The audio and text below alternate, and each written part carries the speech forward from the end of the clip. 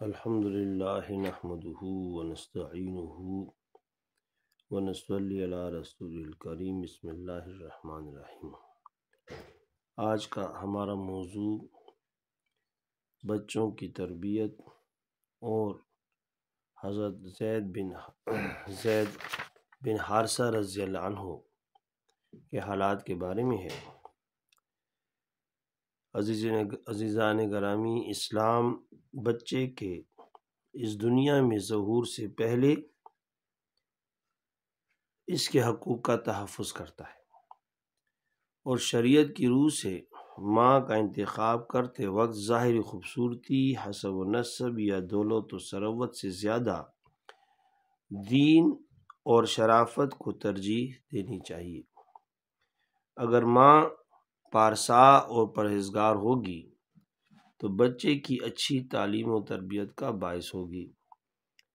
بچے کی پیدائش کے بعد اس کے دائیں کان میں اذان اور بائیں کان میں اقامت کہی جاتی ہے اور اسے پہلے دن ہی اللہ کی حمد اور بڑائی سے آگاہ کیا جاتا ہے۔ بچے کی پیدائش کے 7ویں روز اس کے سر کے بال اتار کر ان کے ہم وزن چاندی صدقہ کی جائے یا نام رکھا جائے اور عقیقہ کیا جائے، اور نام ایسا رکھا جائے جو ظاہری اور معنوی ہر اعتبار سے خوبصورت ہو۔ عام طور پر یہ دیکھا گیا ہے کہ فرسودہ نام رکھے جائیں تو بعد میں احساس کمتری سے نجات حاصل کرنے کے لیے لوگ مختصر نام اپنا لیتے ہیں۔ ارشاد نبوی صلی اللہ علیہ وآلہ وسلم ہے، تمہیں قیامت کے روز اپنے اپنے ناموں سے پکارا جائے گا، اس لیے تم بہتر نام رکھو۔ حضرت زید بن حارثہ رضی اللہ عنہ زمانے جاہلیت میں ایک قافلے کے ساتھ اپنی والدہ کے ہمراہ ننیال جا رہے تھے۔ قافلے نے ایک صحرا میں رات گزارنے کے لیے پڑاؤ کیا۔ رات کے وقت قبیلہ بنو قیس نے قافلے کو لوٹا اور قافلے میں شامل بعض لوگوں کو پکڑ کر مکہ میں فروخت کر دیا۔ حضرت زید رضی اللہ عنہ کو بھی، جو اس وقت بچے تھے، حکیم بن حزام نے خرید لیا۔ حکیم بن حزام رضی اللہ تعالی عنہ حضرت خدیجہ الکبریٰ رضی اللہ عنہا کے بھتیجے تھے، جو مکہ کی ایک معزز اور دولت مند خاتون تھیں۔ حضرت خدیجہ رضی اللہ عنہا بیوہ تھیں اور ان کا کوئی بچہ نہ تھا۔ ایک دفعہ حضرت خدیجہ رضی اللہ عنہا اپنے بھتیجے کے گھر گئیں تو حضرت زید رضی اللہ عنہ کو وہاں دیکھ کر اپنے بھتیجے حکیم بن حزام رضی اللہ عنہ سے مانگ لیا۔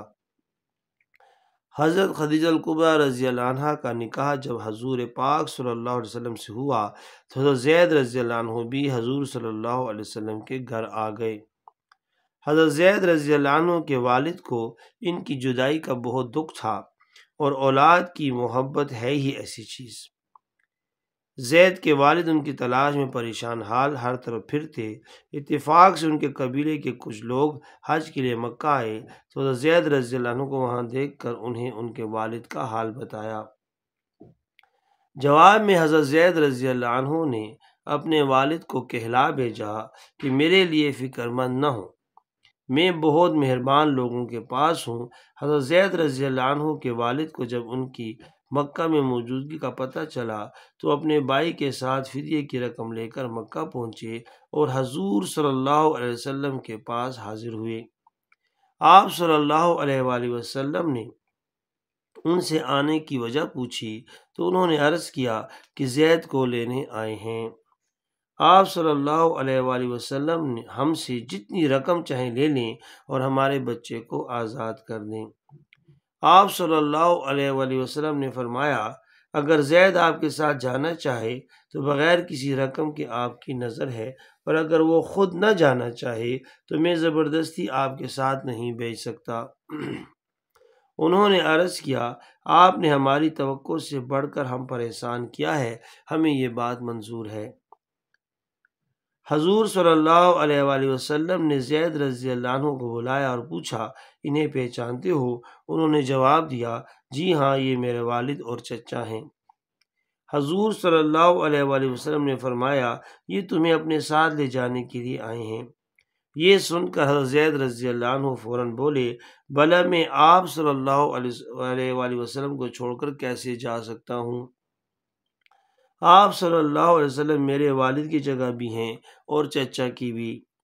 ان کے والد اور چچا نے کہا، کیا تم ماں باپ اور سب گھر والوں کے مقابلے میں غلام رہنا پسند کرتے ہو؟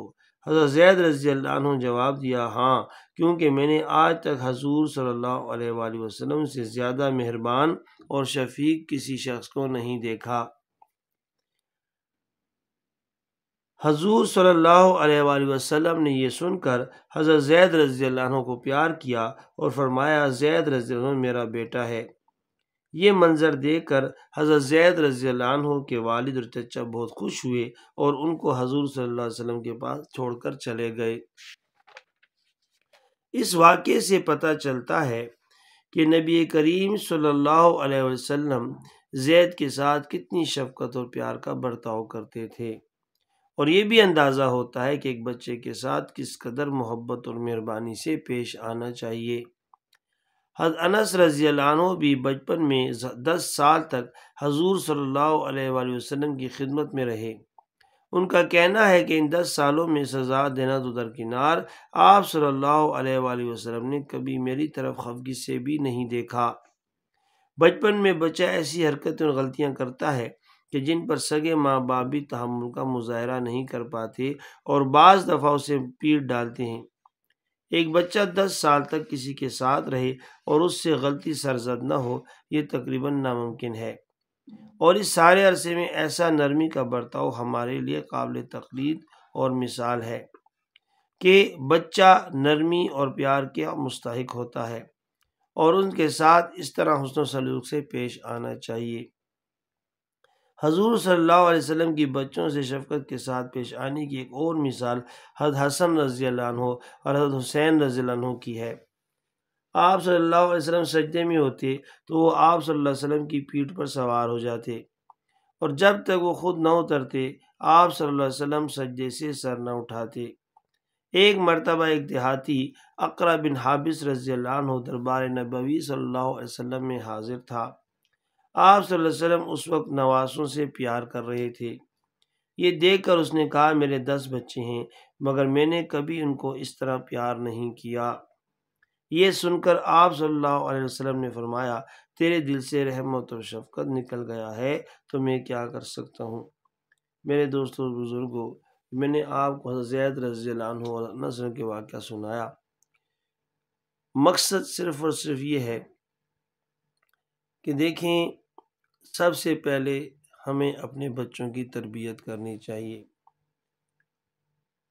حضرت عمر رضی اللہ عنہ کے پاس ایک شخص آیا اور اس نے کہا کہ میرے بچے نے میرے شان میں گستاخی کی ہے۔ حضرت عمر رضی اللہ عنہ کوڑا لے کر ہاتھ میں کھڑے ہو گئے اور کہا کہ بھئی اس کے بیٹے کو لے کر آؤ۔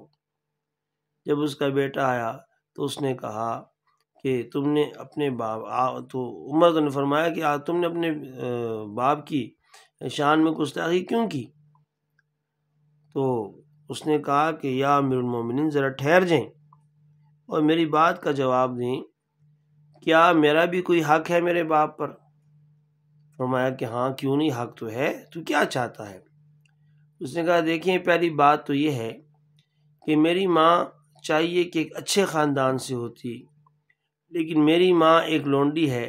جب میں باہر نکلتا ہوں تو میرے ہم عمر لڑکے مجھے چھیڑتے ہیں، مجھے لونڈی کا بچہ کہہ کر پکارتے ہیں، مجھے برا لگتا ہے۔ دوسری بات یہ ہے کہ میرا نام اچھا ہونا چاہیے تھا۔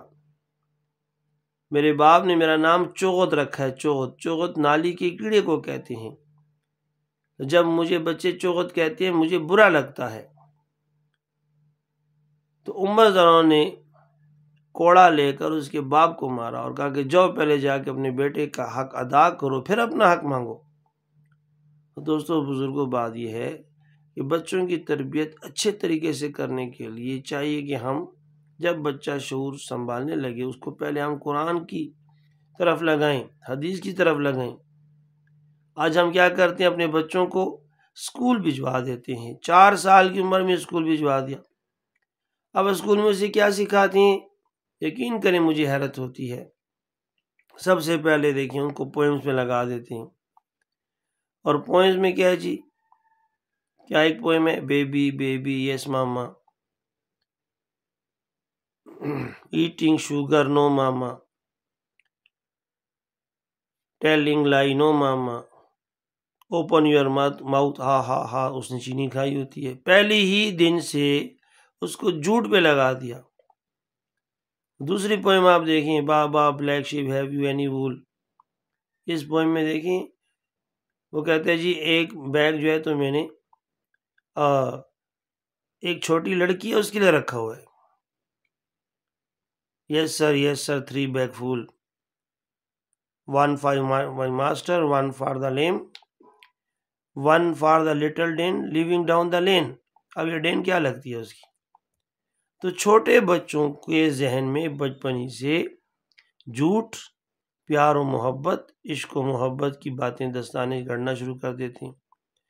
تو جب تک ہم بچوں کی اپنی دینی تربیت دین کے مطابق نہیں کریں گے، اسلام کے مطابق نہیں کریں گے، نبی علیہ السلام کی سنتوں کے مطابق نہیں کریں گے، تب تک ہمارے بچے کیسے نبی علیہ السلام کے صحیح امتی بنیں گے اور کیسے ماں باپ کے فرما بردار بنیں گے؟